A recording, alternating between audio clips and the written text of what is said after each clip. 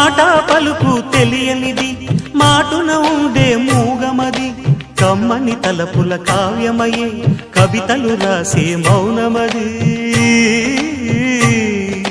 రాగల రోజుల ఊహలకి స్వాగతమిచ్చే రాగమది శృతిలయలరగని ఊపిరికి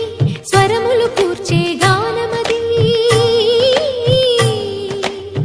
ఋతువుల రంగులు మార్చేది కల్పన కలిగిన మది భావం బ్రతుకును పాటగా మలిచేది మనసున కదిలి